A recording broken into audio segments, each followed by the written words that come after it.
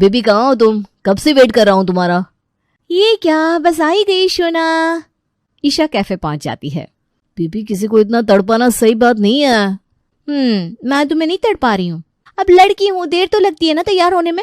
और जिसका बंदा इतना हैंडसम हो, उस लड़की को खुद पर ना थोड़ा ज्यादा ध्यान देना पड़ता है। वैसे काफी सुंदर लग रही हो आज तुम। तुम काफी सुंदर लग रही हो, ये बात मैं तुम्हारे मुंह से रोज सुनती हूँ, नया क्या है इसमें? अब तुम रोज सुंदर लगती हो तो मैं रोज तुम्हारी तारीफ तो करूंगा ही। और वैसे भी कॉलेज की सबसे खूबसूरत लड़की हो तुम पर तो कितने लड़के फिदा है, लेकिन तुम मुझसे प्यार करती हो, ये बात मेरे लिए काफी बड़ी है। इस वजह से तुम्हें खुश रखना, तुम्हारा ख्याल रखना मेरी जिम्मेदारी है। तुम काफी सुंदर लग रही हो, ये बात दिन में एक बार नहीं 1000 बार भी कोई मुझे कहने के लिए कहे ना, तो मैं उसके लिए भी तैयार हूँ। पागल हो तुम। हाँ, तुम्हारे प्यार में। ईशा शर्मा जाती है। हाय क्या शर्माती हो, तुम्हारा ये शर्माना सीधा दिल पर वार करता है जाने मन। तुम भी ना सारते कुछ भी कहते रहते हो। वैसे मेरे लिए कुछ सरप्राइज था ना, कहाँ है मेरा सरप्राइज? ये रहा। क्या है इसमें? अरे खुद खोल के देख लो। Wow, iPhone. मैं कितने दिन से खरीदना चाह रही थी। आई love you, I love you, I love you so much Shona, तुम काफी अच्छे हो। आई लव यू टू बच्चा। Thank you so much for iPhone. अरे थैंक यू बोलकर कर दिया ना पराया। तुम्हारे मुंह से थैंक यू नहीं, आई लव यू सुनने के लिए तड़पता हूँ मैं, और तुम्हें ना वही शोभा देता है। हाँ, लेकिन ये आईफोन काफी महंगा है, तुमने इतने पैसे मेरे लिए खर्च किए, कहाँ से लाए इतने पैसे? हाँ, ये आईफोन महंगा है, लेकिन तुम्हारे चेहरे की खुशी से ज्यादा नहीं। और रही बात पैसों की, वो तो पिछले 2 सालों से मैं पैसे जमा कर रहा था, कुछ सेविंग भी थी, उससे से खरीदा है। तुम्हें पसंद तो आया ना? अरे हाँ, सच में बहुत अच्छा है, लेकिन चलो अब लेकिन कुछ नहीं, नेक्स्ट वीक तुम्हारा बर्थडे भी है, तो ये समझ कर रख लो कि तुम्हारा बर्थडे का गिफ्ट है। Thank you. फिर से थैंक यू। स्माइल करो बस। और तुम मुझे कितने गिफ्ट देती हो, कभी वॉच, कभी परफ्यूम, कभी कुछ, तो मैं ले लेता हूँ ना, तो मैं हर बार थैंक यू थोड़ी ना कहता हूँ। लेकिन ये गिफ्ट काफी महंगा है ना, इस वजह से मैं थोड़ी नर्वस हो गई। ईशो, जो मेरा है वो तुम्हारा है। अब तो तुम मेरे दिल की रानी हुई, लेकिन आगे चलकर हमारी शादी हो जाएगी तो तुम मेरे घर की भी रानी हो जाओगी। फिर क्या, मुझ पर, मेरे पैसों पर, मेरी हर चीजों पर तुम्हारा हक होगा। ओके बाबा, ले लेती हूँ ये फोन। तुम कहाँ की बात कहाँ लेकर पहुंच जाती हो, हमारी शादी तक पहुंच गए। हाँ तो आज नहीं तो कल करनी है ना हमें शादी। क्या तुम्हारा इरादा नहीं है क्या शादी के मंडप तक मेरा साथ देने का? मुझे छोड़कर जाने वाली हो क्या? देखो कभी ऐसा सोचना भी मत, मैं तुम्हें मेरे अलावा किसी और के साथ कभी नहीं देख सकता। अगर ऐसा हुआ तो मैं मर जाऊंगा, तुम सिर्फ मेरी हो, मेरी। खबरदार, आइंदा ऐसी बात की तो। मैं मजाक कर रही थी, मुझे पता है तुम मुझसे कितना प्यार करते हो, और उतना ही प्यार मैं तुमसे करती हूँ। मैं तुम्हें कभी छोड़कर नहीं जाऊंगी, मैं भी सिर्फ और सिर्फ तुम्हारी ही हूँ। सिर्फ इसी जन्म में नहीं, अगले 7 जन्म में, अगर उसके बाद भी कोई जन्म होता होगा तो उस जन्म में भी। और ये क्या बात बात पर तुम बच्चों जैसे रोने लगते हो? क्या तुम्हें मुझ पर, हमारे प्यार पर भरोसा नहीं है? मुझे तुम पर, हमारे प्यार पर खुद से भी ज्यादा भरोसा है, लेकिन डर लगता है अगर तुम मुझसे दूर चली गई तो मेरा क्या होगा। इसी ख्याल से मैं तुम्हें कभी छोड़कर नहीं जाऊंगी, मैं सिर्फ और सिर्फ तुमसे प्यार करती हूँ। हाँ, अगर तुम्हारे बाद में किसी से प्यार करूंगी तो वो हमारे प्यार का प्रतीक हमारा बच्चा होगा, कोई और नहीं। नहीं, हमारा बच्चा होने के बाद भी तुम्हारी प्रायोरिटी सिर्फ और सिर्फ मैं ही रहूंगा, क्योंकि तुम्हारी जिंदगी में पहले मैं आया हूँ, बच्चा नहीं। प्रॉमिस करो मुझसे कि तुम मुझे कभी भी इग्नोर नहीं करोगी, चाहे वजह कुछ भी हो। Okay, I promise. मेरी सबसे पहली प्रायोरिटी सिर्फ और सिर्फ तुम ही रहोगे, हमेशा हमेशा के लिए। ये देखो, मैंने रोमांटिक मूवी के लिए हमारे टिकट निकाले हैं, चलो देखने चलते हैं। हाँ, काफी दिन हो गए हम कोई मूवी देखने ही नहीं गए, आज चलते हैं। ईशा और सार्थक का घूमना फिरना ऐसे ही चलता रहता है। दिन ब दिन उनके बीच का प्यार और ज्यादा गहरा होता है। ऐसे ही दिन बीत रहे थे। अब ईशा और सार्थक कॉलेज के लास्ट ईयर में थे। सुनो, मैं कल कॉलेज नहीं आने वाली हूँ। अरे क्यों बच्चा? तुम्हें पता है ना, जब तक सुबह सुबह मैं तुम्हें देख नहीं लेता मेरी मॉर्निंग गुड नहीं होती यार, और तुम्हारे बिना कॉलेज में मेरा मन भी नहीं लगता। आओ ना। अरे मेरी मौसी की बेटी की एंगेजमेंट है, इस बार समझ लो मेरा जाना जरूरी है। ईशो, मुझसे मिलने से ज्यादा जरूरी है एंगेजमेंट में जाना? नहीं ना बाबा, तुमसे मिलना मेरे लिए ज्यादा इंपॉर्टेंट है, लेकिन बहन की एंगेजमेंट है, जाना भी तो जरूरी है ना। ठीक है, जाओ तुम, लेकिन इसके बदले में मुझे कुछ तो चाहिए। ठीक है, तुम जो मांगोगे वही मिलेगा। देख लो, फिर ना मत कहना। अरे तो बताओ तो सही तुम्हें क्या चाहिए, मैं ना नहीं कहूंगी, आई प्रॉमिस। तो मुझे एक प्यारी सी किस चाहिए। पागल कही के, हम पब्लिक प्लेस में है ना। देखो तुमने प्रॉमिस किया था, वादा किया वो निभाना पड़े। मैं तुम्हें सिर्फ एक दिन नहीं मिल सकती तो तुम इतने नखरे कर रहे हो। अभी हमारा कॉलेज कुछ दिन में खत्म हो जाएगा, फिर कैसे करोगी मेरा चेहरा देखकर तुम्हारी गुड मॉर्निंग? तब तो हम रोज मिल भी नहीं पाएंगे। हाँ, कॉलेज खत्म हो रहा है तो क्या हुआ, हम रोज मिलेंगे इसी तरह, क्योंकि जिंदगी का हर दिन मुझे तुम्हारा चेहरा देखकर शुरू करना है और तुम्हारा चेहरा देखकर ही खत्म। अभी कॉलेज चल रहा है तो हम कभी भी मिल सकते हैं, कोई हमें कुछ भी नहीं बोलता, क्योंकि हमारे घर पर पता है हम दोनों दोस्त हैं। लेकिन जब कॉलेज खत्म हो जाएगा तो मैं तुम्हें मिलने के लिए रोज क्या बहाने बनाऊंगी? हमारा रोज मिलना शायद पॉसिबल नहीं होगा। मैं नहीं बोल सकती घर वालों से हर रोज झूठ। हाँ, मैं तो झूठ बोलते बोलते ही पैदा हुआ हूँ ना। मैं मजाक कर रहा हूँ बाबा, तुम्हें झूठ बोलने की कोई जरूरत नहीं है। एक बार कॉलेज खत्म हो जाने दो, मैं आगे पापा के बिजनेस में हेल्प करने वाला हूँ, तो जॉब की कोई टेंशन नहीं। जल्दी ही मैं तुम्हारे घर वालों से बात करूंगा और मेरी प्यारी बंदी को अपनी बीवी बनाकर अपने घर ले जाऊंगा। फिर सुबह हो या शाम, दिन हो या रात, रहोगे तुम मेरे आंखों के सामने ही। दिन भर मुझे निहारते ही रहोगे, फिर तुम्हारे हिस्से का काम कौन करेगा? प्यार अपनी जगह है, काम अपनी जगह। देखना शादी के बाद तुम बिजी हो जाओगे और मैं घर पर अकेली बोर। हाँ, काम तो रहेगा, लेकिन तुम मेरी सबसे पहली प्रायोरिटी हो। किसी भी काम से ज्यादा तुम मेरे लिए इंपॉर्टेंट हो। मैं तुम्हें इग्नोर कभी नहीं करूंगा, फिर चाहे मुझे कितना भी काम क्यों ना हो। अभी तो कर लेता हूँ मैं खुद पर कंट्रोल, लेकिन पता नहीं शादी के बाद मेरा कैसे होगा। ईशा फिर से शर्मा जाती है। देखो, मैं कुछ भी कहूँ तो तुम इस तरह शर्मा जाती हो। फिर क्या तुम्हें ऐसा शर्माते हुए देखकर मुझे तुम पर और प्यार हो जाता है? वैसे शर्माते हुए तुम और भी कई गुना ज्यादा सुंदर लगती हो। दिल करता है बस तुम्हें देखता ही रहूं। हाँ तो देखते ही रहो ना, आखिर हूं तो मैं तुम्हारी ही। कभी कभी तुम भी ना काफी ज्यादा रोमांटिक हो जाती हो। अच्छा, मुझे भी तुम्हारी इस तरह रोमांटिक बातें सुनना अच्छा लगता है। सच कहूँ तो मैं तड़पता हूँ तुम्हारी इस तरह की प्यारी प्यारी बातें सुनने के लिए। हाँ, तुम्हारे साथ रहकर ना मैं भी फिल्मी बन गई हूँ। चलो अब लेक्चर स्टार्ट हो जाएगा, क्लास में जाते हैं। प्यारी प्यारी बातों में मुझे उलझा कर तुम मुझे फंसा रही हो क्या? अभी अभी क्या प्रॉमिस किया था तुमने? अभी नहीं, बाद में कभी। नहीं नहीं नहीं नहीं, मुझे अभी के अभी चाहिए। ठीक है, नहीं तो फिर से बच्चों जैसा रोना शुरू कर दोगे।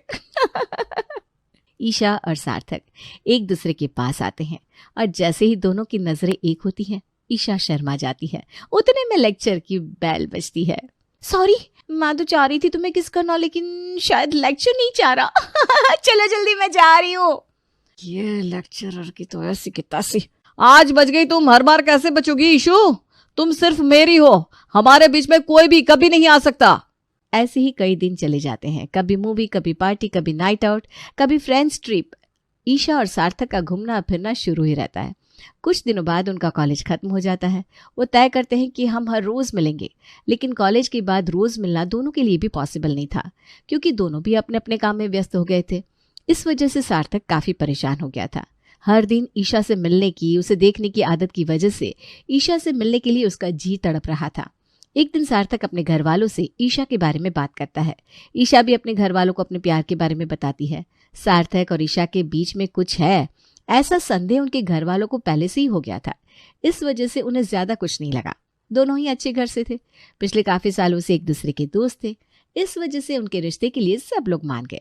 लेकिन घर वाले उन्हें समझा रहे थे कि अभी शादी मत करो, क्योंकि तुम दोनों अभी शादी की जिम्मेदारी उठाने के लिए तैयार नहीं हो। लेकिन वो दोनों मानते ही नहीं। अगले कुछ ही दिनों में सार्थक और ईशा की शादी हो जाती है। साड़ी, हाथों में कंगन, कितनी खूबसूरत दिख रही हो तुम। आज ये पूजा खत्म हो जाएगी, फिर हम लॉन्ग हनीमून ट्रिप पर जाएंगे। पूरे 15 दिन की बुकिंग है। ये देखो, स्विट्जरलैंड के tickets. Wow, I am so excited. फिर वहां सिर्फ हम दोनों होंगे, पूरे शहर में घूमेंगे। स्विट्जरलैंड में तो अभी स्नोफॉल भी हो रहा है, काफी मजा आएगा। सिर्फ हम दोनों, हमारे बीच में कोई नहीं होगा। मजे ही मजे करेंगे, काफी फोटो खींचेंगे। मुझे एंजॉय करनी है हमारी मैरिड लाइफ। हाँ, लेकिन ये सब 15 दिन के लिए ही होगा। जैसे ही हम हनीमून से वापस आएंगे, हम दोनों पर घर की जिम्मेदारी आ जाएगी। हमें एक दूसरे के साथ इतना टाइम भी नहीं मिल पाएगा। नहीं नहीं, मुझे नहीं चलेगा ऐसा। ऑफिस के कामों के लिए तो आदमी है ही, मुझे सिर्फ ध्यान देना है। घर के सारे कामों के लिए नौकरानी है। तुम सिर्फ मेरी तरफ ध्यान देना, घर के कामों की तरफ ध्यान देने की कोई जरूरत नहीं है। शादी होगी इसका ये मतलब थोड़ी ना है कि हमारे बीच का प्यार खत्म हो जाएगा। हम हमेशा ही कॉलेज के लैला मजनू ही रहेंगे। तुम ना सिर्फ उम्र से बड़े हुए हो, दिमाग से अभी भी बच्चे हो। ऐसे ही थोड़े दिन बीत जाते हैं। ईशा और सार्थक हनीमून ट्रिप पर जाते हैं। एक दूसरे के साथ काफी टाइम स्पेंड करते हैं, अपनी जिंदगी के काफी सपने देखते हैं। पूरे 15 दिन एक दूसरे के साथ अच्छे से बिताने के बाद वो लोग घर आते हैं, लेकिन तभी इनकी लाइफ में आता है ट्विस्ट। घर आने के बाद ईशा को चक्कर आते हैं। माँ देखो ना ईशा कैसे कर रही है, जल्दी से डॉक्टर को फोन करो ना। अरे तुम घबराओ मत, मैं करती हूँ डॉक्टर को फोन। मुझे लगता है चिंता करने की कोई बात नहीं है, ट्रैवल हुआ है काफी, उस वजह से वायरल हुआ होगा। लेकिन वायरल की वजह से चक्कर कैसे आएगी पापा? तभी डॉक्टर आते हैं और ईशा को चेक करते हैं। क्या हुआ डॉक्टर, क्या हुआ है मेरी बहू को? अनीता जी, घबराने की कोई बात नहीं है, बल्कि खुशी की बात है। कॉन्ग्रेचुलेशंस, आप दादी बनने वाली हो। क्या? Thank you doctor. सार्थक, तुम तो इस तरह रिएक्ट कर रहे हो जैसे इस बारे में तुम्हें कुछ पता ही नहीं। ये तो खुशी की बात है और तुम्हारे चेहरे पर टेंशन दिखाई दे रहा है। लेकिन माँ हमें अभी बच्चा नहीं चाहिए, हमारे अभी काफी सपने अधूरे हैं। हमें एक दूसरे को और जानना है, एक दूसरे के साथ और टाइम स्पेंड करना है। हमें ये बच्चा बीच में नहीं चाहिए। इस सब के बारे में तुम्हें पहले सोचना चाहिए था ना। और तुम्हें बच्चा नहीं चाहिए इसका क्या मतलब हुआ? ये बच्चा तुम्हारा और ईशा का है, उसकी मर्जी भी तो पूछ लो। उससे क्या पूछना, हमने पहले ही तय किया था कि शादी के 5-6 साल बाद ही हम बच्चे के बारे में सोचेंगे। लेकिन पता नहीं कैसे हमसे गलती हो गई। ईशा को भी अभी ये बच्चा नहीं चाहिए। माना कि हमें अभी बच्चा नहीं चाहिए था, लेकिन अब हमसे गलती हो ही गई है तो हमारी गलती की सजा इस बच्चे को क्यों दे? मैं तैयार हूँ इस बच्चे को जन्म देने के लिए, मुझे चाहिए ये बच्चा। ये तुम क्या कह रही हो? बच्चे को जन्म देने के लिए पूरी जिंदगी पड़ी है। अब ये हमारा क्वालिटी टाइम है, ये हाथ से चला गया तो ये फिर कभी नहीं आएगा। हम अबॉर्शन भी तो कर सकते हैं ना। तुम पागल हो गए हो क्या? बच्चे से ज्यादा तुम्हें तुम्हारे क्वालिटी टाइम की पड़ी है। भगवान ने तुम्हें खुद से बाप बनने का मौका दिया है, नहीं तो इस दुनिया में ऐसे कितने लोग हैं जो बच्चे के लिए तड़पते रहते हैं। मैं अभी इस बच्चे की जिम्मेदारी उठाने के लिए तैयार नहीं हूँ। आपको जो करना है वो कीजिए, लेकिन मुझे ये बच्चा नहीं चाहिए हमारे बीच में। तुम्हें जो सोचना है वो सोचो, लेकिन मैंने तय कर लिया है कि मैं इस बच्चे को जन्म देकर रहूंगी। बच्चे के आने की खबर से ईशा और सार्थक में आनबन बढ़ती रही। ईशा खुद की ओर ज्यादा ध्यान देने लगी थी, हर बार बच्चे के बारे में सोचने लगी थी। सार्थक को आने में कितनी भी देर हो, उसके लिए जगने वाली ईशा अब जल्दी सोने लगी थी। सार्थक से ज्यादा अब बच्चा उसकी प्रायोरिटी हो गया था। ये बात सार्थक को खटक रही थी। इस वजह से सार्थक और ईशा में हमेशा झगड़े होते रहे। सार्थक के दोस्तों ने भी उसे समझाया, लेकिन सार्थक अभी भी यही कह रहा था कि उसे बच्चा नहीं चाहिए। देखते ही देखते 9 महीने हो गए। उन दोनों का एक प्यारा सा बेटा हुआ था। ईशा की बच्चे के प्रति फिक्र और जिम्मेदारी दोनों ही बढ़ गई थी। अब तो वो पूरी तरह व्यस्त हो गई थी। इस वजह से सार्थक और ईशा के बीच में काफी दूरी बढ़ गई थी। कल रात को तुम हॉल में सोए थे क्या? क्यों? अब तुम्हें मेरे साथ नींद भी नहीं आती? इतनी दूरियां आ गई हमें। मुझे उस कमरे में नींद ही नहीं आती। वो बच्चा रात भर रोता रहता है और मुझे वो स्मेल भी पसंद नहीं है। और दूरियां तो हमें तुम्हारी वजह से आई है, तुम्हारे उस बच्चे की वजह से आई है। कहीं भी जाना हो तुम ना कह देती हो, मैं घर आऊं उससे पहले ही सो जाती हूँ। मुझसे बात करने के लिए तुम्हारे पास 2 मिनट का वक्त नहीं है। हमारी दूरियों की वजह तुम और तुम्हारा वो बच्चा है। कहा था अबॉर्शन करते हैं, लेकिन तुम्हें बड़ा शौक था मां बनने का। तुम्हारी अकल ठिकाने पर है कि नहीं? ये बच्चा हमारे प्यार की निशानी है। एक बार बच्चा बड़ा हो जाए फिर मैं तुम्हारी ही हूं, और ये बच्चा हम दोनों की वजह से है। तुम भी तो शामिल हो इसमें। अब जो हो गया सो हो गया, जैसे मैंने स्वीकार कर लिया वैसे तुम भी स्वीकार कर लो। लेकिन शादी के बाद ये करना है वो करना है, कितना कुछ तय किया था हमने, उन सब का क्या? शादी के पहले सब लोग कुछ ना कुछ तय करते हैं बेटा, लेकिन जब भी उनके घर बच्चे की खबर आती है तो सब खुश हो जाते हैं। माता पिता बनना इस दुनिया की सबसे खास बात है, और तुम इसी बात से इनकार कर रहे हो, अपने खुद के बच्चे से दूर जा रहे हो। ईशा ने मां बनने की जिम्मेदारी स्वीकार कर ली, फिर तुम क्यों अपने बच्चे को बाप का प्यार नहीं दे पा रहे हो? क्योंकि मुझे बाप बनना ही नहीं था। ये बच्चे रिश्ते में दरार बन जाते हैं। शादी के बाद बच्चे होने देना यही सबसे बड़ी गलती है। तो क्यों की शादी? किसी ने जबरदस्ती नहीं की थी तुम्हारे साथ? अरे गलती हो गई मुझसे। हमारी प्यार को तुम गलती कह रहे हो? सार्थक गुस्से में बाहर चला जाता है। ईशा रोने लगती है। अनीता उसे समझाती है। कुछ दिनों बाद, माँ माँ माँ, आपको सुनाई नहीं दे रहा है क्या? मैं आपको कब से बुला रहा हूं। तुम्हें दिखाई नहीं दे रहा है क्या मैं तुम्हारे पापा के साथ बात कर रही हूँ? मेरी जिंदगी में तुमसे ज्यादा उनकी अहमियत है, ये बात मैं भूल गई थी। शादी के बाद तुरंत तुम हो गए तो तुम्हारे पापा की तरफ मैंने कम ध्यान दिया। उन्हें भी तो लगता होगा ना कि उनका बच्चा हमारे रिश्ते में दरार है। उन्हें भी तो लगता होगा ना कि हमारे बच्चे हमारी गलती है। तो बस मैं मेरी इस गलती को सुधार रही हूँ। तुम्हारे तरफ ध्यान देते देते मैं अपने पति की तरफ ध्यान देना भूल गई। ईशा को तुम समझाते रहते हो कि बच्चे रिश्ते में दरार डालते हैं, लेकिन तब मेरे पति की यानी तुम्हारे बाप की सोच तुम्हारी तरह नहीं थी। उन्हें तुम कभी हमारे बीच में दरार नहीं लगे। वो तुम्हें दिल से प्यार करते थे और दिल से उन्होंने तुम्हारा स्वीकार किया था, लेकिन तुम्हें तो बच्चे से ज्यादा अपनी पड़ी है। माँ, मुझे माफ़ कर दो, मुझसे गलती हो गई। अपने बच्चे को मैं हमारे बीच की दरार समझता रहा। मैं पिछले कुछ महीनों से ईशा के साथ काफ़ी बुरा बर्ताव कर रहा हूँ, यहाँ तक कि बच्चे के साथ भी। मुझे माफ़ कर दो। माँ बनना इस दुनिया का सबसे खूबसूरत एहसास है। माँ बनने के बाद हर लड़की अपने बच्चों से सबसे ज्यादा प्यार करती है। एक माँ अपने बच्चों के लिए कुछ भी कर सकती है। हर लड़की पहले माँ होती है, बाद में बीवी, बहू। माफी मांगनी है तो जाकर अपनी पत्नी से मांगो। तुम्हारा गुस्सा, बदलाव, बच्चे की जिम्मेदारी वो बच्ची अकेले संभाल रही है। सार्थक को अपनी गलती का एहसास हो जाता है। वो ईशा से माफी मांग लेता है। देखो भैया, घर के मर्दों को पैसा कमाने के लिए क्या क्या नहीं करना पड़ता, तो ऐसे में घर की औरतों की भी तो कोई जिम्मेदारी बनती है ना, क्यों? रीटा देख, ये सब्जी मनोज छोड़कर चला गया। अरे बासी पालक की सब्जी कौन खाता है, ऊपर से पैसा अलग गया। तो क्या करूँ माँ जी, बड़ी भाभी न जाने कहाँ से लाकर सब्जी बनाती है। माँ जी, मैं कैसे शाम की सब्जी ताज़ी बनाऊँ, समझ भी नहीं आता। सासू माँ, आप क्यों नहीं रीटा को बता देती कि सुबह उठकर सब्जी लेनी होती है कल्लू भैया के ठेले से। कल्लू भैया का ठेला, ये क्या है सासू माँ? अरे कुछ नहीं बहू, तेरी नई नई शादी हुई है ना। कैसी बात कर रही है बड़ी बहू, अभी तो उसे शादी होकर आए साल भी नहीं हुआ। कहाँ ताज़ी सब्जी के लिए अभी से इसको प्रेशर देना। वाह माँ जी, मेरे लिए भी ऐसा सोच लेती, तब तो नहीं सोचा। सुनो रीटा, सुबह के 4 बजे कल्लू सब्जी वाला आता है। मोहल्ले की सारी औरतें 3 बजे से उठकर खड़ी हो जाती हैं नुक्कड़ पर। ताज़ी सब्जी लाता है, वही सब्जी हमारे घर में सब खाते हैं। तो सुबह 3 बजे का अलार्म लगा लो, समझी? रात के 3 बजे? ओ माय गॉड, इतनी जल्दी तो मेरी साथ पूछते नहीं उठी, मैं क्या ही उठूंगी।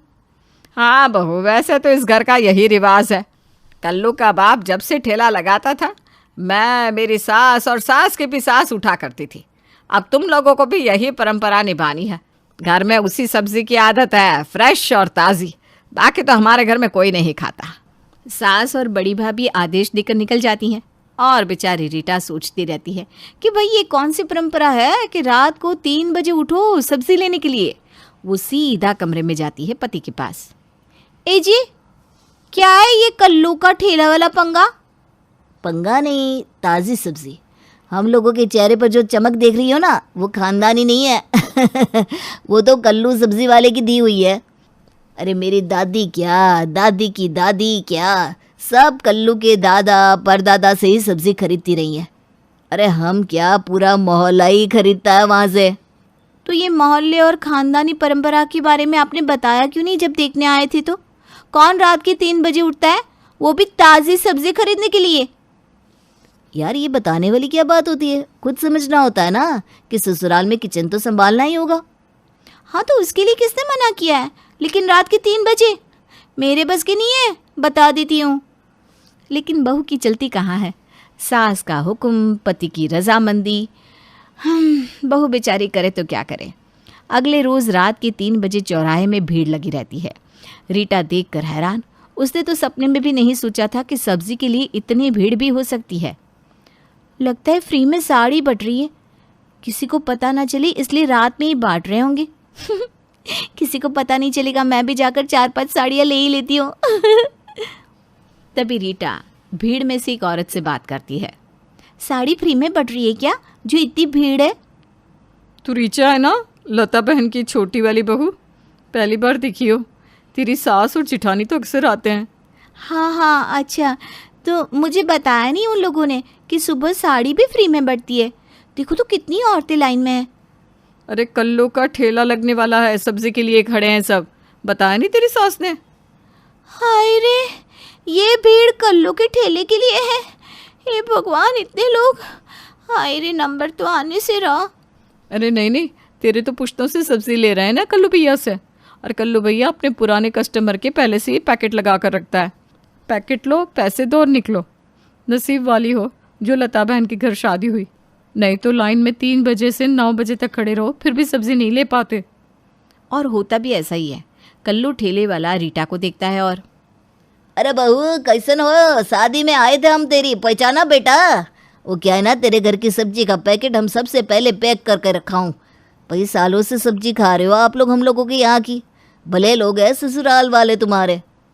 रीटा सब्जी लेती है, घर आ जाती है, लेकिन घर आकर उसे नींद आ रही थी। वो जैसे ही लेटती है सास की आवाज़ आती है, रीटा, ओ रीटा, लेकर आ गई सब्जी? ला बहू मुझे दे दे, मैं कट कर देती हूँ, और हाथ धो कर देना बेटा। हे भगवान, सब्जी रात के 4 बजे कौन काटता है? वो क्या है ना, माँ को आदत हो गई है, वो तो सब्जी लाकर काट धोकर छौंक कर फिर घर के काम में लग जाती थी। जाओ अब माँ को दे दो, सब्जी नहीं मिली तो चिल्लाती रहेंगी। रीटा को गुस्सा आता है, वो बाहर जाती है, सास के पास सब्जी का थैला रखती है। मुझसे नहीं होता सुबह उठना, मैं कल से नहीं उठूंगी बस, नहीं तो मैं चली मायके। अरे क्या बोल रही है बहू? तो क्या घर के मर्द खाना ना खाए, भूखे सो जाए हैं? माँ और बीवी की नोकझोंक सुनकर सुनील भी बाहर आ जाता है। अरे क्या हो गया, सुबह सुबह क्या चिक चिक लगा रखी है तुम दोनों ने? देख रहे हो तुम्हारी बीवी धमकी दे रही है घर छोड़कर जाने की, संभाल लो इसको। सुनील रीटा की ओर देखता है और उसे कमरे में जाने का इशारा करता है। रीटा के जाने के बाद, देख माँ, सही तो बात है, इतनी सुबह अब कौन अपनी नींद खराब करेगा? वो किसी और घर की लड़की है, क्यों करेगी इतना कुछ? हाय रे, हम तो जैसे इसी घर में पैदा हुए थे। अरे क्यों नहीं करेगी, करना पड़ेगा। देख सुनील, जोरू का गुलाम बनने का शौक है ना, तो कल से तू उठ जाना, समझा? बड़ी बहू जब छोटी बहू की बगावत दिखती है तो उसके भी पर निकल आते हैं। अगले रोज, माँ जी अब बस बहुत हो गया, रात को जाग जाग कर सारा दिन काम करके मेरी खूबसूरती कम हो रही है, चेहरे की चमक भी हल्की हो रही है। अच्छा जी, सालों से उठ रही थी तब तो कुछ नहीं, आज छोटी की जबान चली तो तेरे भी पर निकल आए। घर में तो अब शीत युद्ध सा माहौल हो जाता है। देवरानी, जिठानी, सास और दोनों बेटों को सबको मिलकर एक बैठक करनी पड़ती है, जिसकी कमान होती है रीटा के हाथ में। देखो भाई, दुनिया सब्जी खा रही है, ऐसा तो है नहीं कि ये घर अनोखा है। रात के 3 बजे उठना, ताज़ी सब्जी लाना, ये सब मेरे बस की तो है नहीं। हमारे फ्रिज में तो माँ हफ्तों की सब्जी लाकर काट कर रख लेती है बच्चों को, और खाओ। अरे आज के ऑनलाइन के ज़माने में कौन ये सब करता है? मैंने किया है, या बोलो कि इन लोगों ने करवाया है मुझसे इतने सालों से। अरे चेहरा देखा मेरा, कैसे श्रीदेवी सा होता था, अब तो कोई मुड़कर भी नहीं दिखता। हाँ तो तुझे किसे दिखाना है लक्ष्मी अपना मुंह, है? बढ़िया आई। अरे घर की परंपरा। बस करिए परंपरा परंपरा, सब्जी लाना कोई परंपरा नहीं होती। और आज जिसे ना खाई जाती हो कल्लू के ठेले के बिना कहीं और की सब्जी, तो वही जिम्मेदारी ले रात को उठने की। मैं नहीं खा सकती, आप बोलो। वैसे कल्लू के सिवा कहीं और के तो मैं भी नहीं खा सकता हूँ। अब क्या करे, रीटा ने तो हाथ खड़े कर दिए थे। सास को रात को दिखाई नहीं देता था, वो कैसे जाती? और बेटे, वो दोनों नौकरी करे, पैसे कमाए या रात रात नींद खराब करे। ये क्या मजाक है, सदियों से हम लोगों के घर कल्लू की सब्जी आ रही है, फिर आज इतना क्लेश क्यों हो रहा है? सुनील, तुझे अपनी घरवाली को समझाना चाहिए। क्या कोई समझेगी? बात तो अब इसी पर आकर टिक गई कि उठेगा कौन। रीटा ने तो साफ मना कर दिया, बड़ी बहू भी अड़ गई, सास से उठा नहीं जाता, बेटे दोनों नौकरी वाले। अब देखो मजबूरी सबकी है, लेकिन खाना भी सबको ही है ताज़ा सब्जी। तो ऐसा कर लेते हैं, एक एक दिन की ड्यूटी लगवा लेते हैं। क्यों?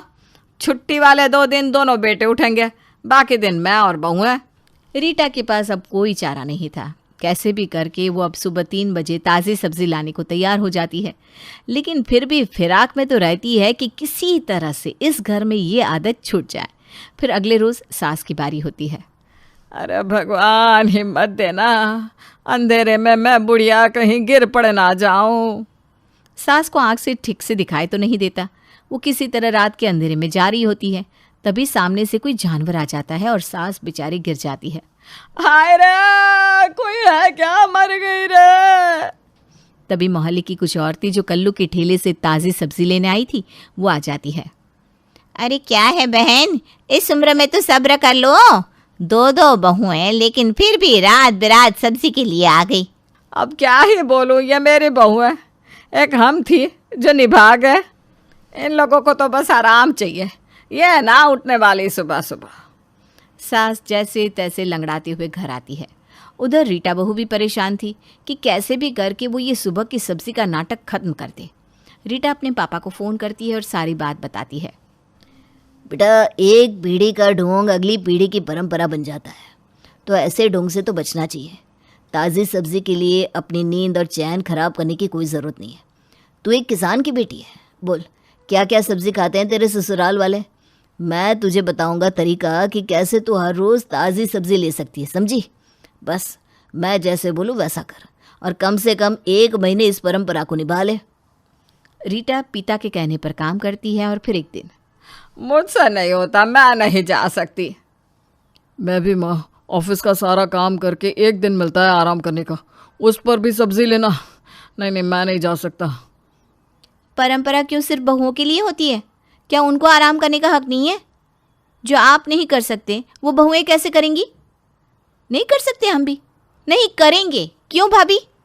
हाँ बिल्कुल, हम तो खा सकते हैं बाजार की सब्जी। ये आदत किसने और क्यों डाली? सासू माँ, आपने ऐसी प्रथा को आगे ही क्यों बढ़ाया, बताइए। सास कुछ नहीं बोल पाती। कुछ देर के बाद, मुझे नहीं लगा था कि परिवार को ताज़ी सब्जी खिलाना कुछ गलत है।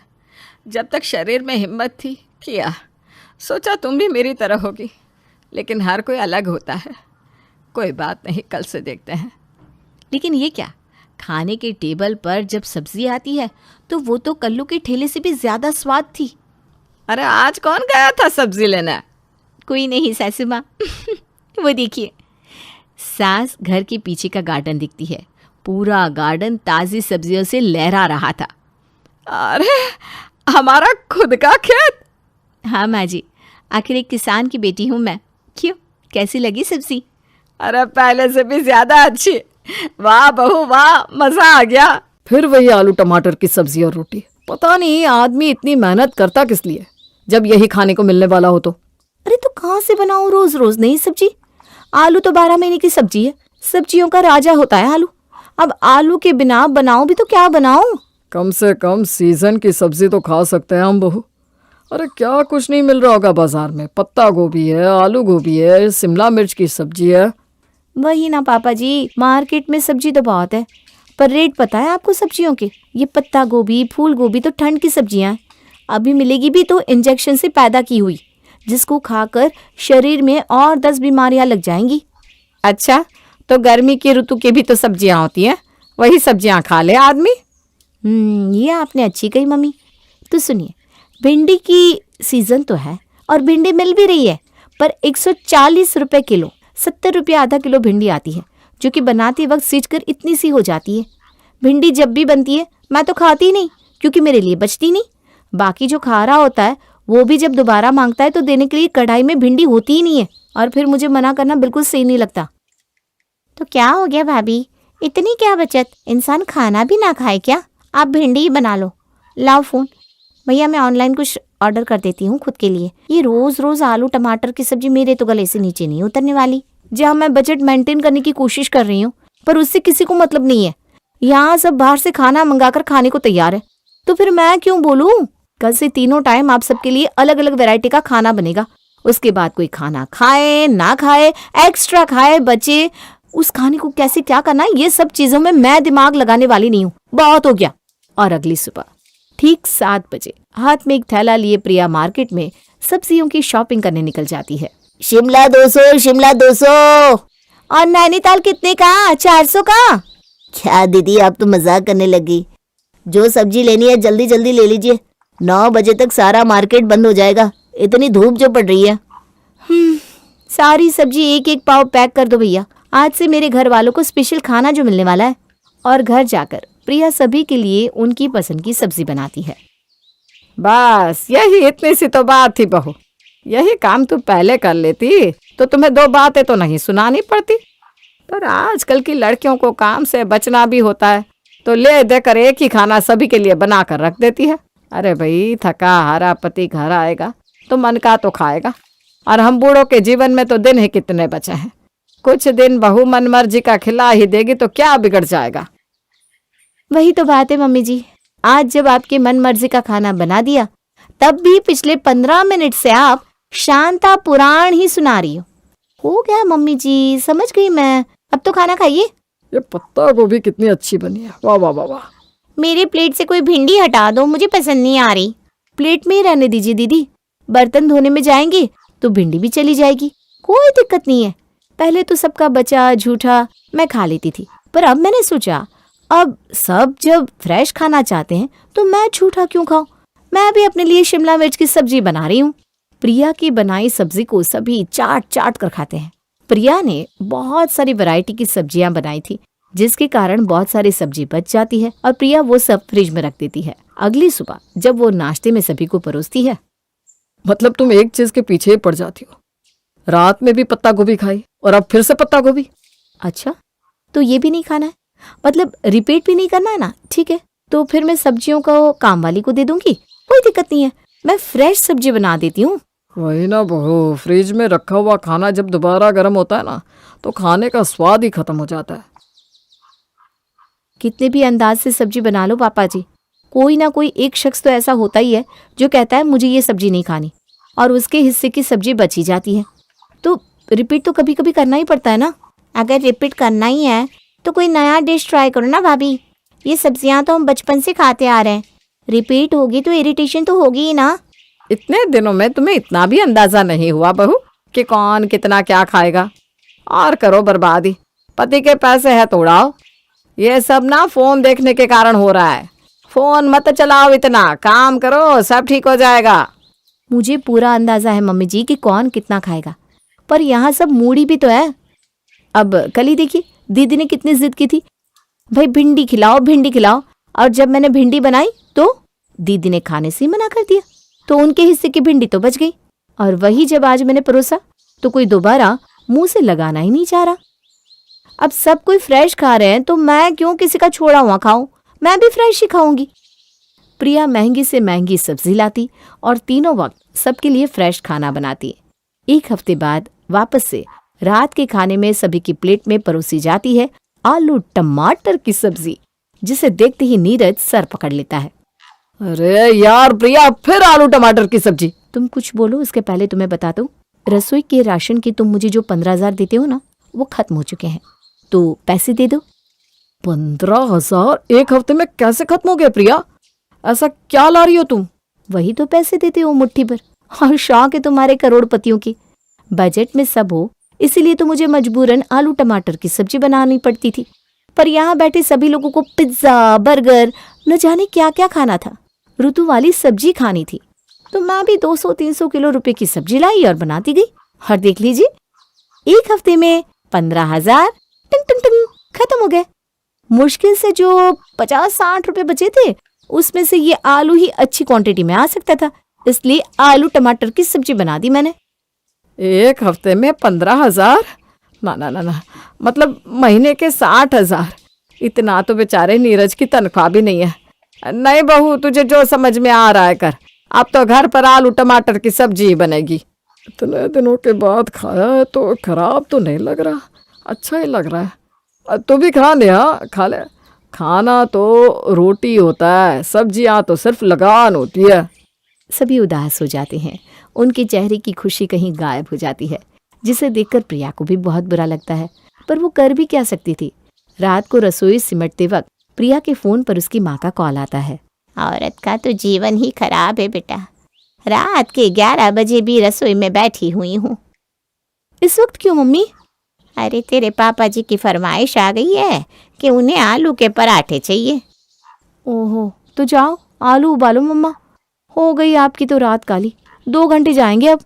पागल नहीं हो बेटा, सुबह मैंने आलू की सब्जी बनाई थी, उसी का आलू पराठे में भर दूंगी, हो गई आलू पराठे की सब्जी। गृहिणी का तो काम ही होता है बचे कुचे खाने को किचन में इस्तेमाल करते रहना। ऐसे 24 घंटे नए नए डिशेस बनाऊंगी तो इस गर्मी में मैं खुद ही पिघल जाऊंगी। अरे वाह मम्मी, क्या आइडिया दिया है आपने, मैंने तो ये सोचा ही नहीं था। कल से सभी की प्रॉब्लम सॉल्व होने वाली है मम्मी, वो भी बजट के अंदर। और अगली सुबह प्रिया किचन में घुस जाती है, माथे पर लगाती है शेफ वाली टोपी और यूं तवा चढ़ाकर कुछ स्पेशल बनाना शुरू कर देती है। बन रहे खाने का स्मेल पूरे घर में घूम रहा था, जिससे सबकी नजर रसोई पर ही थी। और फिर प्रिया बनाती है अपने ससुराल वालों के लिए टमाटर के पराठे और उन्हें बाहर टेबल पर बहुत ही खूबसूरती से परोसती है। ये क्या है भाभी? शेजवान चटनी पराठे के ऊपर? इसे काटा तो आपने बिल्कुल पिज्जा की तरह है स्लाइस में। आलू के पराठे होंगे और क्या ही होगा। वैसे मेरे पराठे पर तो बटर है और मेरे पराठे के साथ तो सॉस भी है और मेरे वाले के साथ अचार। आहा, मेरा फेवरेट। सबके पराठों के साथ साथ अलग अलग स्वाद अनुसार चीजें परोसी गई है। बस ये कोई नॉर्मल डिश नहीं है। शेफ उर्मिला एक बहुत बड़ी कुक है, उन्हीं की रेसिपी है। पहले आप सब पराठे तो खाइए। और जैसे सभी पराठे खाना शुरू करते हैं, वाह वाह करने लगते हैं। अरे यार क्या बला है ये? अरे भाभी, आपने तो डोमिनोज को भी टक्कर दे दिया। क्या बनाया है वो? ऐसा खाना तो कोई किसी को 3 वक्त भी दे दे। इंसान बोर ना हो। वाह बहू, जीते रहे जीते रहे। तो अब यही मिलेगा पापा जी। फिर तो बजट बिगाड़ेगी बहू। ऐसा स्वाद नहीं चाहिए कि जेब ढीली हो जाए। बजट में किफायती और स्वाद में बलायती, ये है प्रिया के स्पेशल टमाटर के पराठे। बस रेसिपी जानने की कोशिश मत कीजिएगा मम्मी जी। किसी को पता ही नहीं चला कि रात के आलू टमाटर की सब्जी को ही पराठे के अंदर भरकर टमाटर के पराठे बना दिए मैंने। इसे कहते हैं गृहिणी का दिमाग। और इस दिन के बाद से प्रिया के ससुराल वालों के स्वाद का टेंशन हमेशा हमेशा के लिए खत्म हो जाता है। ऋषभ अपनी माँ यामिनी, पिता रघुनंदन और मामा लखन के साथ रहता है। लखन मामा जी बहुत ही चालाक और तेज होते हैं। लखन का एक नौजवान बेटा भी रहता है उसके साथ, जिसका नाम है कुंदन। एक दिन लखन एक अमीर घर की लड़की की तस्वीर दिखाते हुए यामिनी से कहता है, बहना ये देखो कितनी सुंदर लड़की है। कियारा नाम है इसका। ये टेक्सटाइल कंपनी के मालिक की बेटी है। बहुत बड़े और अमीर घराने की है। हमारा ऋषभ भी एकदम हीरो जैसा हैंडसम है। इसकी और ऋषभ की शादी कराई तो हम तो माला माल हो जाएंगे पैसों से। हाँ लखन, तू सही कह रहा है। ऐसे भी हमेशा से मैंने यही चाहा था कि मैं अपने मुन्ना की शादी एक सुंदर और अमीर लड़की से कराऊं। तो फिर समझाओ ना अपने मुन्ना को किस मुन्ने से शादी कर ले। ये लड़की हमारे लिए सोने के अंडे देने वाली मुर्गी बनेगी। समझ रही हो ना अब मैं क्या भौंक रहा हूँ? अब मेरा मतलब क्या बोल रहा हूँ? हाँ हाँ लखन, मैं मुन्ना को समझा दूंगी। तू सारी तैयारी कर दे शगुन वगैरह की। हम कल ही लड़की देखने जा रहे हैं। मुन्ना मेरी बात कभी नहीं टालता। मुन्ना की तरफ से हाँ ही समझ ले। ये ले पैसे। ओके बेटा, थैंक यू। यामिनी ऋषभ को कियारा की तस्वीर दिखाती है और ऋषभ को भी कियारा पसंद आ जाती है। अगले दिन जब वो सब रिश्ता पक्का करने कियारा के घर जाते हैं, तब कियारा के माता पिता धनराज और मलाइका कहते हैं, वाकई में आपका बेटा है तो बहुत गुणवान और समझदार और हैंडसम भी, जैसे मेरी बेटी को पसंद है। थैंक यू अंकल जी। बस मेरी एक गुजारिश है, अब शादी में दहेज मत दीजिएगा। मैं नहीं चाहता कि ये दहेज वगैरह सब बीच में आए। मैं इस प्रथा के सख्त खिलाफ हूँ। वैसे हम भी खिलाफ ही हैं, पर अपनी बेटी के लिए दे देते। पर अब जब तुम खुद ही मना कर रहे हो तो तुम पर जोर ज़बरदस्ती तो नहीं कर सकते। जैसे तुम्हारी मर्जी ऋषभ बेटा। ऋषभ की ये सोच को देख और सुनकर कियारा को उससे और भी ज्यादा प्यार हो जाता है। पर लखन और यामिनी के मुंह पर तो 12 बज जाते हैं। उन्हें ऋषभ पर बहुत गुस्सा आता है, पर वो कुछ नहीं बोल पाती उस समय। कितनी अच्छी सोच है तुम्हारी। तुम्हें यहाँ आए सिर्फ 1 घंटा हुआ है, लेकिन इन 60 मिनट में तुमने 100 बार मेरा दिल जीत लिया। डैडी, मैं ऋषभ से ही शादी करूँगी। अरे वाह, तो फिर ठोसो सब गुलाब जामुन, रिश्ता पक्का हो गया। अरे लखन जी, यामिनी जी, रघुवेंद्र जी, जरा खुलकर मुस्कुराइए ना। जी जी जी जी जी, तालियां। ऋषभ और कियारा की शादी हो जाती है और जब वो गृह प्रवेश करके घर आते हैं, तभी कियारा परिवार के साथ बहुत खुश रहती है। ये सब लखन को सहन नहीं होता और वो यामिनी से कहता है, बहना अपने मुन्ना की मुन्नी से बोलो कि अपने पति को कहीं घुमाने वगैरह ले जाए। अरे दहेज तो दिया नहीं, अब कम से कम घुमाने की खातिर तो ले ही जा सकती है ना। इतना पैसा तो होगा ही ना उसके पिता के पास। मुन्ना को यूरोप जाने की बहुत इच्छा है ना वैसे भी। हाँ लखन, तू सही कह रहा है। मुन्ना तो नादान है, वो हर काम और रिश्ते को दिल से ही निभाता है, लेकिन उसे नहीं पता ये दुनिया बहुत जालिम है। धनराज को तो लूट कर ही रहेंगे हम। लखन यामिनी को अच्छी तरह से भड़का देता है और फिर यामिनी जाकर अपनी बहू कियारा से यूरोप की ट्रिप के बारे में बात करती है और कियारा उसमें सहमति जताती है। ये सब रघुवेंद्र सुन लेता है और वो बाद में अकेले में यामिनी से कहता है, यामिनी, ये सब तुम क्या कर रही हो? अपने भाई के कहने पर मत जाओ। तुम्हारा भाई बहुत बड़ा 420 है। बस, आप मेरे भाई के बारे में ऐसा नहीं बोल सकते मुन्ना के पापा। मैं उसका सुनकर कुछ नहीं कर रही हूँ। तो फिर कियारा बहू के अमीर होने का फायदा क्यों उठा रही हो? यूरोप तो ऋषभ खुद भी अपने पैसों से कियारा को लेकर हनीमून के लिए जा सकता है ना, फिर क्यों? आप कोई वकील या जज नहीं है और यह कोई अदालत नहीं है, इसलिए मैं आपके सवालों के जवाब नहीं दूंगी। चलिए साइड हटिए अभी। यामिनी वहां से चली जाती है। रघुवेंद्र को यामिनी और लखन के इन कारनामों से बहुत परेशानी होती है और उसे वो सब अच्छा भी नहीं लगता। कियारा अपने पापा धनराज से पैसे लेती है। ये लो प्रिंसेस, खूब एंजॉय करना, ओके? और हाँ, अगर यूरोप जाकर भी पैसे कम पड़े तब भी मुझसे पैसे मांगने से हिचकिचाना नहीं, all right? Okay daddy, thank you so much daddy, you are my super hero. Tickets book हो गई है बेटा, जाओ जाकर दामाद जी को सरप्राइज दे दो। वो खुशी के मारे पागल हो जाएंगे। Yes mom. कियारा बहुत एक्साइटेड होकर ऋषभ के पास यूरोप के टिकट्स लेकर जाती है और उसे दिखाते हुए कहती है, सरप्राइज! ये रहे यूरोप के फ्लाइट टिकट्स। यस ऋषभ, हम दोनों यूरोप जा रहे हैं हनीमून के लिए। बहुत एंजॉय करेंगे, घूमेंगे फिरेंगे, ऐश करेंगे। लेकिन उन टिकट्स को देखकर ऋषभ को गुस्सा आ जाता है। लेकिन कियारा, तुमने ये टिकट्स पापा जी से क्यों लिए? मुझसे कह देती, मैं देता पैसे। ओ कम ऑन ऋषभ, चिल, इसमें क्या होता है, इट्स ओके। उसमें बहुत कुछ होता है कियारा। एक तरह से तो तुमने मेरी बेइज्जती ही कर दी ना। क्या सोचेंगे सब कि पति से खर्चा उठाया नहीं गया इसलिए पत्नी ने पैसे भरे। ये बहुत चीप हरकत हुई है। ये सब देखकर यामिनी थोड़ी सी घबरा जाती है। तभी लखन कहता है, अरे मेरी भोली बहना, धीरे धीरे देखती जाओ, या तो ये मुर्गी घर छोड़कर चली जाएगी या फिर अंडे देगी। और रही बात घर छोड़ने की, तो ये तो वो कर नहीं पाएगी। आखिरकार आपके मुन्ना से इतना प्यार जो करती है वो। लखन की इन बातों को सुनकर यामिनी खुश हो जाती है और वो उसे कुछ पैसे दे देती है। ये ले लखन, ये पैसे रख ले, कुंदन को दे देना या खुद रख लेना। अरे वाह बहना, थैंक यू थैंक यू। अरे थैंक यू मत बोला कर लखन, तेरी वजह से ही हमें कियारा के बारे में पता चला।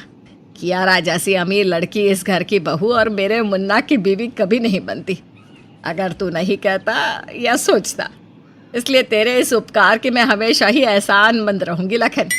लखन पैसे लेकर काफी खुश होता है और जाकर उन्हें अपने बेटे कुंदन को दे देता है। कियारा और ऋषभ दोनों के बीच दूरियां बढ़ने लगती है और झगड़े होने लगते हैं क्योंकि मामा जी लखन रोजाना यामिनी के कान भरता रहता और यामिनी के कहने पर कियारा अपने पैसों से कुछ न कुछ लाती रहती, जिससे ऋषभ को एक पति होने के नाते शर्मिंदगी महसूस होती है।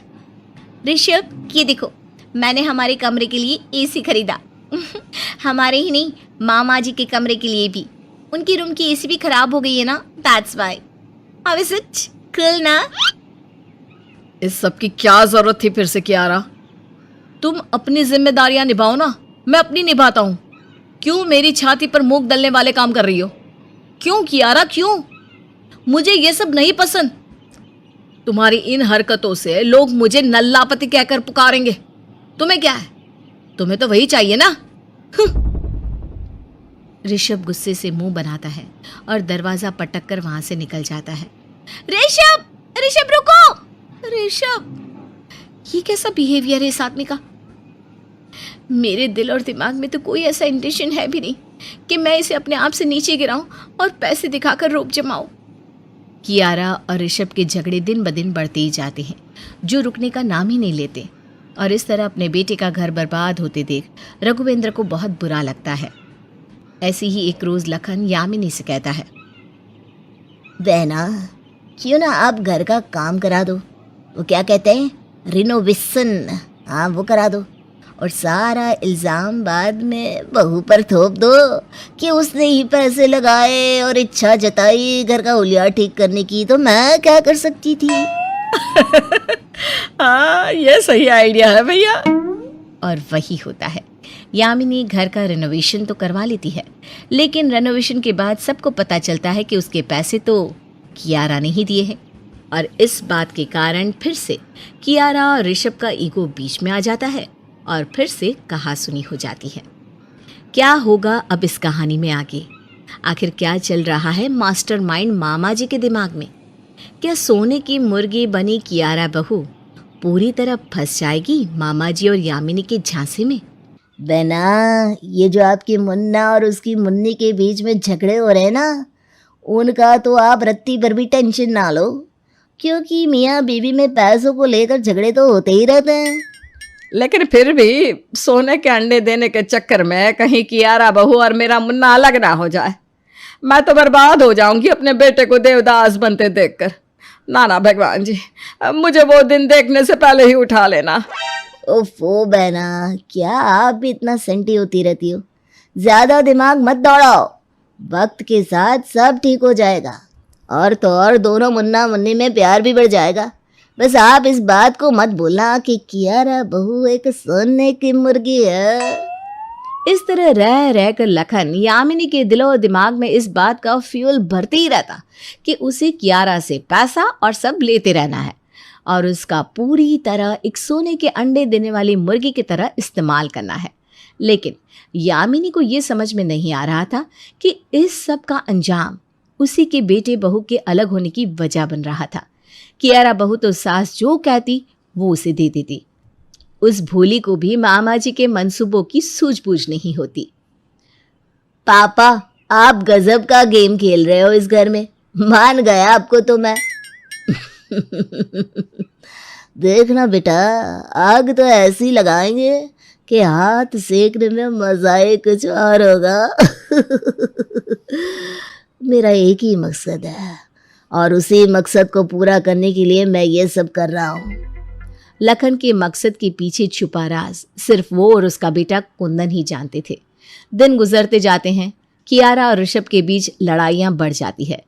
कियारा ने घर में किसी के लिए कुछ लाया तो उस बात से भी ऋषभ को गुस्सा आने लगता।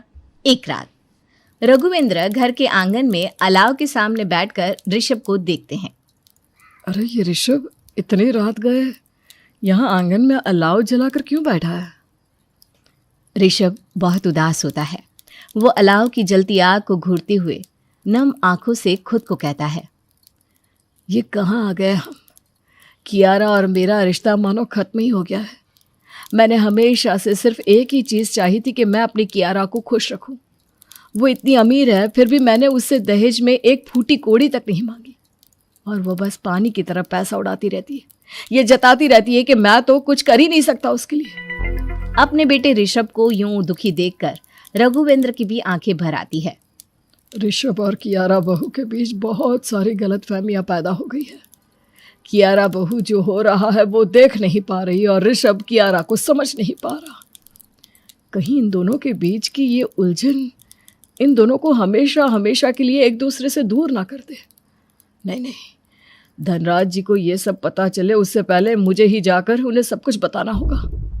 अगले दिन रघुवेंद्र कियारा के पापा धनराज के पास जाते हैं और उन्हें घर में चल रहा सब कुछ बताते हैं। रघुवेंद्र जी, मैं आपकी बातें बिल्कुल समझ सकता हूँ, आप बिल्कुल टेंशन ना लें। मेरा दामाद अच्छा है, ये सुनकर मुझे कोई एतराज़ नहीं है। और पति पत्नी में मन मुटाव तो होते ही रहते हैं। जो भी घर में हो रहा है उस सब को तो हम ठीक करके ही रहेंगे, वो भी सबके सामने। आप बिल्कुल फिक्र ना करें। एक रात अचानक से रघुवेंद्र की तबीयत खराब हो जाती है। तभी उसे तुरंत अस्पताल ले जाया जाता है।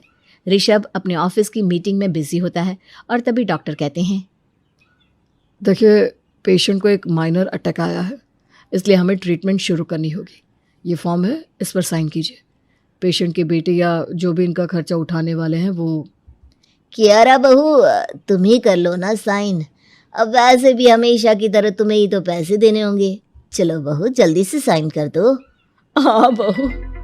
कियारा साइन करने से पहले सोचती है, लेकिन फिर वो साइन कर ही देती है। मामा जी, माँ जी, ऋषभ को पहले से ही मेरा इस तरह घर पर पैसा देना पसंद नहीं। ऊपर से उसकी गैर मौजूदगी में मैंने साइन कर दी और पैसे भी भर दिए। अब वो फिर से मेरे साथ लड़ाई करेंगे और कहेंगे कि मैं ये सब जानबूझकर फिर से उन्हें नीचा दिखाने के लिए कर रही हूँ। कियारा बहू, वो कियारा बहू, ये आजकल के आदमी ऐसे ही हैं। उन्हें बस यही लगता है कि उनकी बीवी उनसे एक कदम पीछे रहनी चाहिए, लेकिन असलियत में तो पति पत्नी को कदम से कदम मिलाकर चलना चाहिए और हर एक पति को अपनी पत्नी को कमज़ोर नहीं समझना चाहिए, फिर वो अपने ससुराल पर कितने भी पैसे क्यों ना उड़ा दे। लेकिन जब ऋषभ को ये सब पता चलता है तब फिर से वो कियारा से झगड़ा करता है। रघुवेंद्र की तबीयत में सुधार आ जाता है। कुछ दिनों बाद लखन मामा जी के बेटे कुंदन का जन्मदिन होता है, जिसमें कई सारे गेस्ट और कुंदन के कॉलेज फ्रेंड्स भी आते हैं। रघुवेंद्र ने कियारा के माता पिता धनराज और मलाइका को भी बुलाया था। मम्मा, डैडी। कैसी हो मेरी प्रिंसेस? दामाद जी, मेरी बेटी को परेशान तो नहीं करते हो ना आप? अरे नहीं नहीं धनराज साहब, हमारा ऋषभ तो कियारा से बहुत प्यार करता है। क्यों बहना के मुन्ना? जी। पार्टी चल रही होती है कि तभी अचानक से लाइट्स ऑफ हो जाती हैं और तभी वहाँ पर एक बड़े से प्रोजेक्टर पर एक वीडियो चल पड़ती है, जिसमें लखन अपने बेटे कुंदन को पैसे देते हुए कहता है कि ले बेटा, अब तेरी बुआ के घर को बर्बाद करने का समय आ गया है। आखिर वो थप्पड़ कैसे मैं भूल जाऊं जो उसने मुझे मारा था जब मैंने उसकी सहेली को सिर्फ छेड़ा था। उस दिन के बाद से मैं सबकी नज़रों में गिर गया, यहाँ तक कि तेरी माँ भी मुझे छोड़कर चली गई। अगर तेरी बुआ मामले को वहीं के वहीं निपटा लेती तो मैं सुकून से रह रहा होता, यूँ घर पर बैठ कर चाले नहीं चलता। लेकिन पापा, आपको पूरा यकीन है कि आपके इस प्लान से बुआ जी का घर बर्बाद हो जाएगा? बेशक मेरे लाल, बेशक। मुझे ऋषभ की कमज़ोरी पता है, उसका अहम, उसका ईगो, जो मैंने एक अमीर बहू लाकर और नीचा कर दिया और कियारा को सोने की मुर्गी बनाया ताकि दोनों मियाँ बीवी में अनबन हो और वो अनबन इस घर को बर्बाद कर दे। वीडियो को देखकर सभी एकदम चौंक जाते हैं। ऋषभ, कियारा, यामिनी, रघुवेंद्र, धनराज और मलाइका लखन और कुंदन की तरफ गुस्सैल आंखों से देखते हैं। ये सब तब हुआ जब मैंने इस लखन को अपने सपूत से अकेले में बात करते हुए देखा और तुरंत चुपके से वीडियो रिकॉर्ड कर लिया और सारी सच्चाई सबसे पहले जाकर धनराज जी को बताई ताकि आगे जाकर कोई रायता ना फैले। इस हैवान मामा जी का राज तो हम उसके अगले दिन ही खोलने वाले थे, लेकिन तभी अचानक से रघुवेंद्र जी की तबीयत खराब हो गई। देख लो समधन जी, आपके भाई की करतूत। लखन और कुंदन पूरी तरह घबरा जाते हैं। बहना, बहना, मुझे माफ कर दो बहना, मैं तुम्हारे सामने हाथ जोड़ता हूँ बहना। यामिनी लखन को एक जोरदार थप्पड़ मारती है। उस वक्त मैंने तुझे थप्पड़ एक औरत के सम्मान के लिए मारा था, लेकिन आज का ये थप्पड़ एक बहन अपने भाई को मार रही है क्योंकि तूने मेरे भाई होने का हक खो दिया है। निकल जा मेरे घर से। सभी मिलकर लखन और कुंदन को घर से भगा देते हैं। Kiara, I am sorry, misunderstanding की वजह से हम दोनों के रिश्ते ने बहुत सफ़र किया। नहीं ऋषभ, माफ़ी तो मुझे मांगनी चाहिए। I love you Rishabh. I love you too Kiara. Rishabh और कियारा के बीच की दूरियां मिट जाती है। यामिनी भी सबसे माफ़ी मांगती है और उसके बाद पूरा परिवार खुशी से साथ रहता है।